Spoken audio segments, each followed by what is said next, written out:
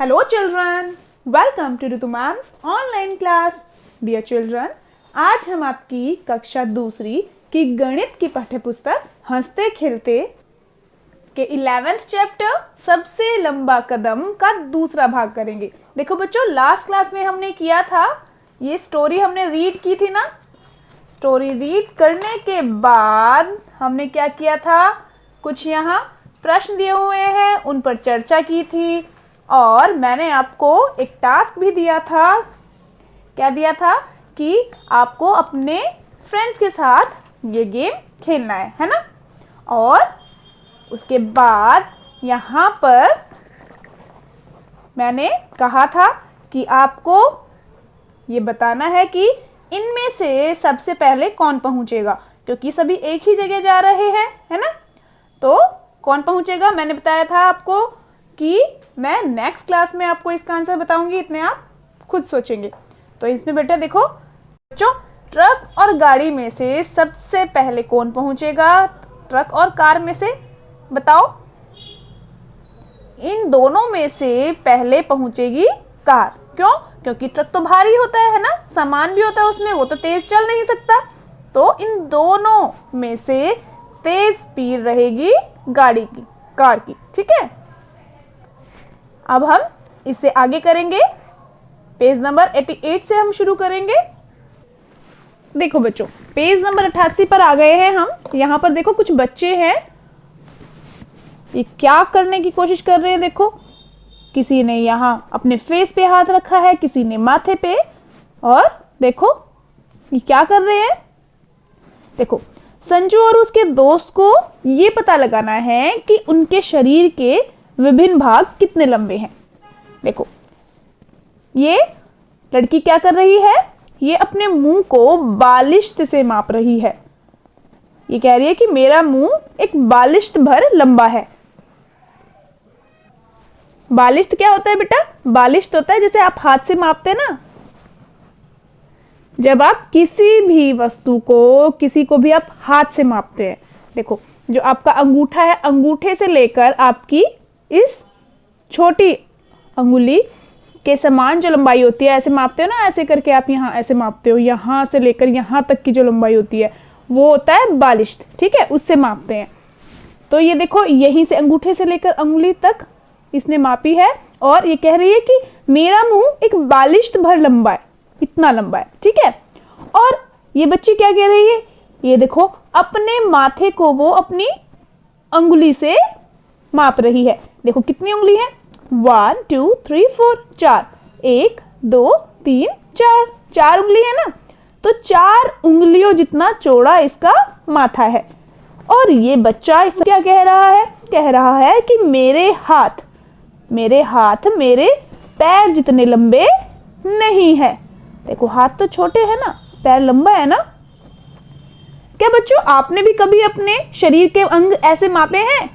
कभी अपने फ्रेंड से आपने कहा हो कि देख तू इतना लंबा है, मैं इतना लंबा हूँ, या तेरा हाथ देख इतना लंबा है, मेरा इतना लंबा, तेरा हाथ मेरे हाथ से छोटा है। कभी मापा है आपने? मापते हो ना आप, ऐसे ही खेल खेल में करते रहते हो ना। तो अब आपको क्या करना है, यहाँ भी आपको यही खेल खेलना है। और इस खेल में क्या करना है, आपको अपना माप लेना है, ठीक है, कि आपका माथा कितना चौड़ा है और उसको कैसे मापोगे, आपके पैर कितने लंबे हैं, हाथ कितने लंबे हैं। अब देखो बेटा, मापने के भी तो अलग अलग तरीके होते हैं ना। अब देखो, इसने माथा उंगलियों से मापा इस बच्ची ने, और क्या माथा बालिश्त से माप सकती है? बालिश्त तो इतना लंबा होता है, देखो इसका इतना लंबा होगा, इससे ज्यादा, है ना, नहीं मापेगा ना, बालिश्त तो बड़ा हो जाएगा, माथा छोटा। तो अलग अलग तरीकों से हम माप सकते हैं, हम उंगली से भी माप सकते हैं, है ना।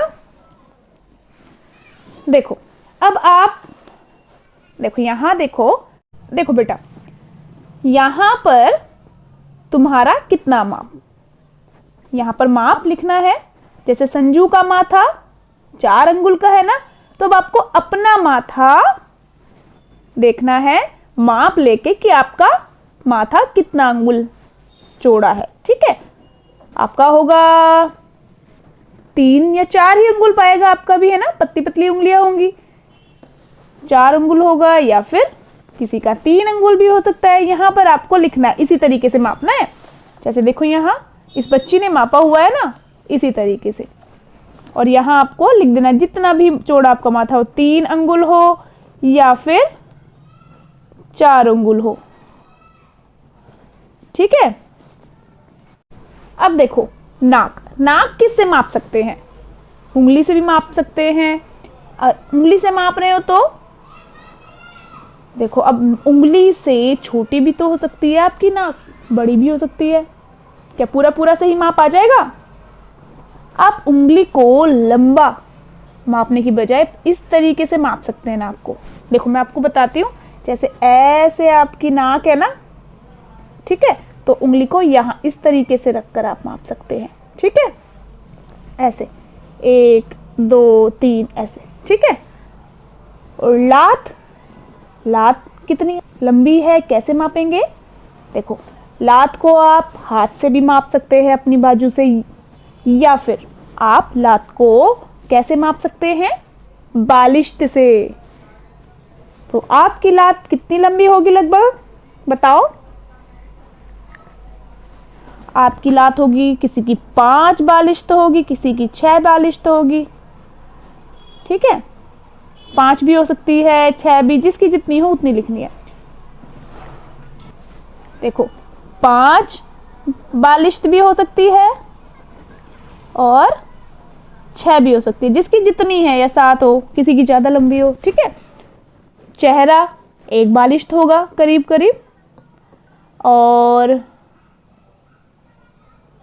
बाजू कितनी होगी वो आपको खुद करनी है बेटा, ये तो मैंने आपको अंदाजा से बता दिया है, पर ये करना आपको खुद है। ठीक है, अब देखो यहां पर किससे मापा, मिलान करो। देखो आपने ये लिखा ना मेरा माथा, आपने किससे मापा है? आपको उससे मिलान करना है। यहाँ लिखा मेरा माथा, बाजू, हाथ, लात, नाक, चेहरा। यहाँ पर माप लिखे हैं कि माप का आपने कौन सा माध्यम चुना है। जैसे बाजू बालिश से मापी, हाथ किससे मापा, तिल्ली से माप सकते हैं, अंगुल से माप सकते हैं। ठीक है, हाथ को, और लात आप बालिश से माप सकते हैं। ठीक है, माथा आप अंगुल से माप सकते हैं, तिल्ली से भी माप सकते हैं आप माथा, नाक आप तिल्ली से भी माप सकते हैं और अंगुल से भी माप सकते हैं, किसी से भी, जिससे आपने मापा है उसको मिलाना बेटा। ठीक है, मैं तो आपको एग्जाम्पल के लिए बता रही हूँ। चेहरा आपने किससे मापा है, बालिश से मापा है या फिर अंगुल से, आपको उस पर निशान लगाना है। ठीक है, चलो अब आगे देखते हैं पेज नंबर 89 पर। देखो यहाँ पेज नंबर 89 पर क्या है, यहां पर ना देखो क्लासरूम में एक कक्ष में बच्चे हैं जो कक्ष में विभिन्न वस्तुओं को माप रहे हैं। ये बच्ची खिड़की माप रही है, यह ब्लैक बोर्ड को माप रही है, यह बच्ची बैग को, बस्ते को माप रही है, यह बुक को माप रही है। देखो ये कैसे माप रही है, बालिश्त से, है ना, ये बालिश्त से माप रही है, ये भी बालिश्त से, और ये देखो ये अंगुल से माप रही है, और ये देखो ये बच्चा पेन माप रहा है अंगुल से, है ना। अलग अलग तरीकों से माप सकते हैं। देखो अब हमें क्या करना है, अंदाजा लगाना है। ठीक है, यहाँ वस्तुओं के नाम लिखे हैं जो ये बच्चे क्या कर रहे हैं, माप रहे हैं, और यहाँ हमें अंदाजा बताना है। जैसे ब्लैक बोर्ड है, देखो ये बच्ची माप रही है ना बेटा, यहाँ इसका जो बालिश्त है वो यहाँ से यहाँ तक इतना है, तो अंदाजा लगाना है कि इस ब्लैक बोर्ड को वो कितने बालिश्त में माप देगी।